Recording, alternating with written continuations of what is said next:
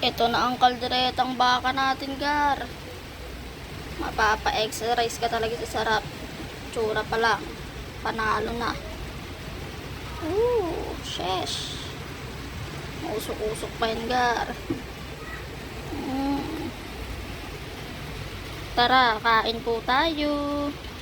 Hi guys, for today's gabihan, magluluto ako ng kalderetang baka. Ito siya guys, ayan yung karne niya.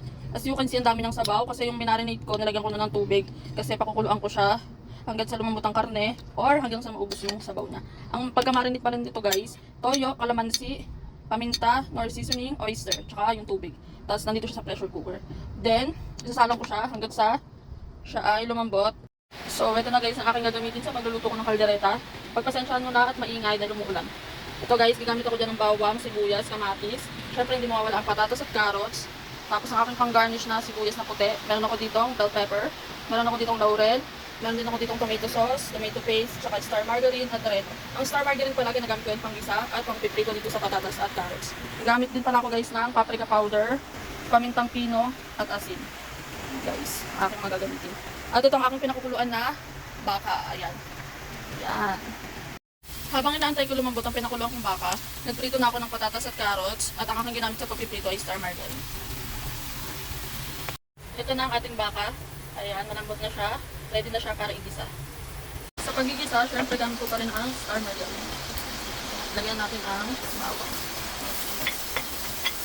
Haluin lang. Next, ilagay natin ang sibuyas. Yan, sibuyas na puti ang ginamit ko.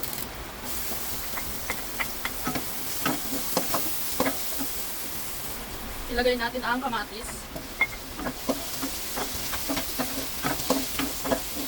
Tayo natin siya ang maluto. Ilalagay ko na rin pala ang tomato paste. Ayan. Sabay ko na sa gisa para mawala-wala ang asin niya. Ayan.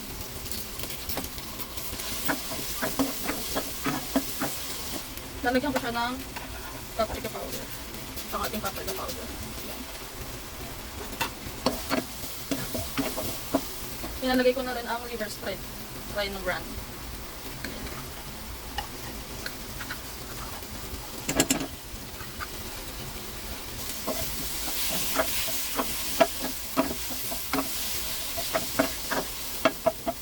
Ilalagay ko na rin ang ating karne. Ayan ang ating. So, ayan guys. Sarap yan gar. Solid yan gar. Guys. Bango na gar. Urapin ko yung sangkap niya. Nabango na. Totoo lang guys. Hindi ko alam talagang kung kaldereta ito machado. Kasi pares lang kasi talaga ng recipe mo. Machado, apretada, kaldereta, menudo. Halos pare-pares lang naman.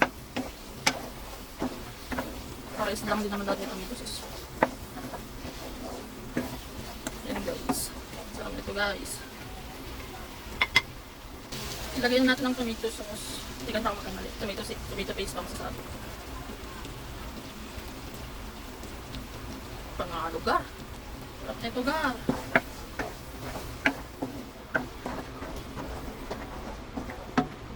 Nakalimutan ko pala ilagay yung laurel guys.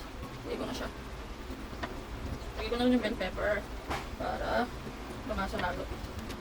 Tapos haluhaluin lang natin siya guys hanggang sa magkasama-sama ng lasa niya. Sarap na guys, nakakagutom. Lugar, panalo gar. Lagyan ko rin siya ng paminta. Pinto gar.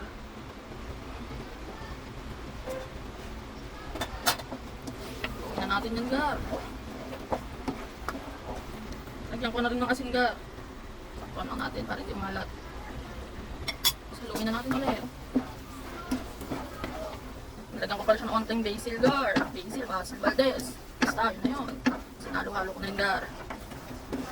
Lagyan na natin ang ating pinaritong patatas at carrots.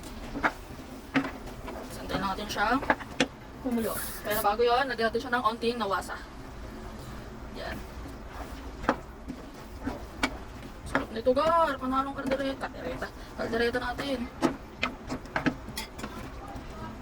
All goods na yan gar. Lagyan natin ang ating sibuyas na puti.